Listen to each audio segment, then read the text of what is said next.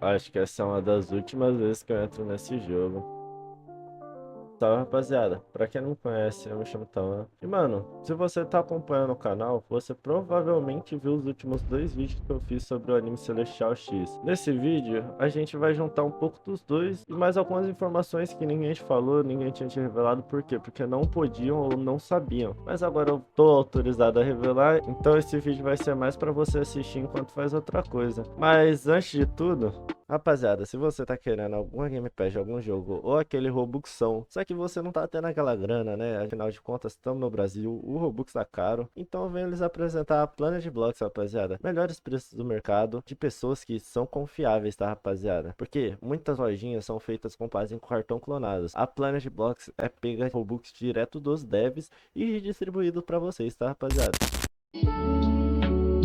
Bom, pra quem não conhece o anime Celestial X, ele é um jogo que saiu agora em dezembro. E, mano, ele já saiu com tudo rumo ao topo. Ele aproveitou e abusou de cada oportunidade, alcançando um público gigantesco antes do lançamento, deixando milhares de pessoas na espera do jogo. E talvez esse foi seu maior erro. Quando você anseia muito por algo, nesse caso, pro jogo ser liberado, né? Você acaba esperando algo a mais, algo que eles não poderiam cobrir. Tentar restaurar uma nostalgia de anos atrás, como na época de ouro dos simulators, o Anime Fighters. E bom, essa é uma época que não volta.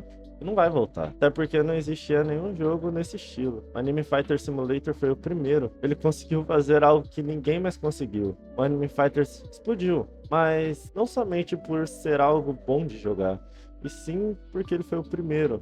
Pensa comigo, quando você compara algo com o passado sempre será melhor. Como por exemplo essa famosa frase: a minha infância foi muito melhor que a de hoje. Então, nós não esperávamos um jogo bom, a gente esperava um jogo perfeito. E entregamos essa esperança a uma equipe que também prometeu esse jogo, que dizia que iria fazer um jogo inovador, mas que no final das contas, além de não conseguir cumprir as expectativas que ela criou para o público, eles simplesmente fizeram um jogo que não durou por duas atualizações.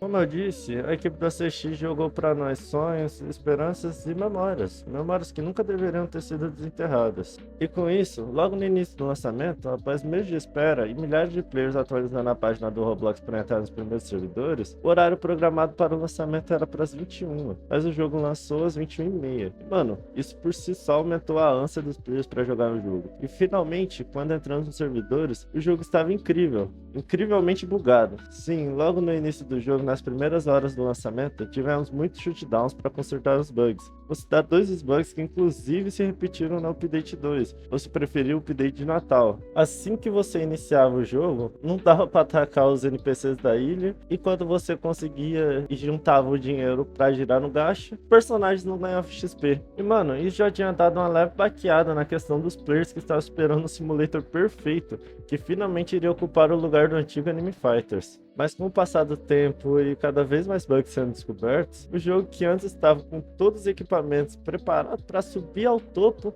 acabou perdendo eles no meio da escalada e caindo.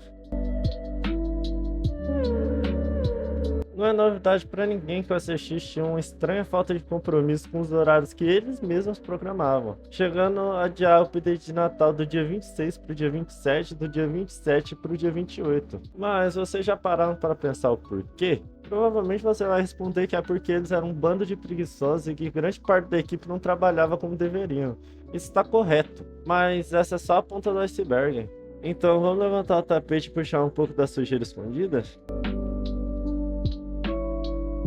Continuando com a resposta da pergunta sobre o porquê o ACX não cumpriu com os horários, além da preguiça e a falta de planejamento, a equipe estava funcionando com mais pessoas do que deveriam. Por exemplo, eles tinham 4 programadores e grande parte dos bugs se tivessem ter esse pequeno detalhe. Mas Tawan, quanto mais programadores não é melhor? A resposta é depende. No caso do ACX, que era uma equipe recém-formada e não tinha nenhum entrosamento, essa quantidade de programadores mais atrapalhava do que ajudava. Como eu falei, eles são uma equipe recém-formada. Isso significa pouco entrosamento. E para compensar isso, a staff teria que ter uma comunicação extremamente clara. E só pelo fato de uma briga com um dos donos se espalhar para o chat público, comprova que a comunicação, que é um dos pilares fundamentais na criação de um jogo, era justamente um dos vários pontos que estavam faltando. E isso afetou significativamente o jogo, já que o código que o Dev 1 fazia afetavam o Dev 2, 3 e 4. Agora imagina tudo isso entrelaçado, um emaranhado de códigos incodificáveis, e provavelmente isso causava a maior parte dos bugs e dificultavam ainda mais a resolução deles. Fora que também não é novidade a falta de comprometimento com os players, mas isso foi levado muito além. Além deles não terem comprometimento com os próprios players, que são o público do jogo, os donos não tinham compromisso nem com a equipe,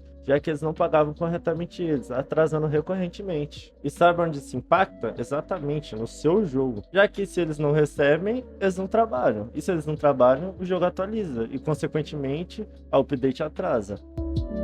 Vamos voltar um pouco para o passado, mais ou menos na época que eu criei o canal. Juntamente com o Update 1, vieram algumas coisas, como a Ilha Nova de Demon Slayer e a chegada de um novo modo de jogo que estávamos esperando desde o lançamento, as Dungeon. Para quem jogou no início do Update 1, pegou de longe a melhor época do jogo. Época essa que durou poucos dias. A Dungeon estava difícil, mas como eu disse no meu vídeo passado, não difícil o suficiente para fazer os players droparem do jogo, e sim uma dificuldade que leva a gente a chegar cada vez mais longe para conquistar a Dungeon. Nessa época, os drops estavam equilibrados, personagens equilibrados, e até mesmo o jogo já tinha retirado alguns bugs. Mas como diz o ditado, tudo que é bom dura pouco, e o jogo não foi diferente. Após a saída do DKZ, que aparentemente saiu para viajar por alguns dias, o jogo virou de ponta cabeça. Com a chegada de um patch durante o Update 1, as dungeons foram facilitadas, a trial teve seu drop reduzido, e o que mais desbalanceou o jogo, nem preciso falar, ou preciso. Nesse patch que facilitou a dungeon, eles alteraram mais uma coisa, eles buffaram os drops dela. Mas como assim então? Isso não é bom? Não, isso desbalanceou o jogo completamente. Você conseguia ficar com o máximo de spirit em questão de 2 ou 3 dungeons. E eu que era um dos tops globais de dano durante essa época, conseguia terminar a dungeon em 10 minutos com um time de drop. Isso significava que eu conseguia ficar com o máximo de spirits em 2 dungeons. Isso desbalanceou o jogo completamente, porque tanto o meu quanto os personagens de todo mundo estavam com as passivas mais fortes do jogo. E isso levou o DKZ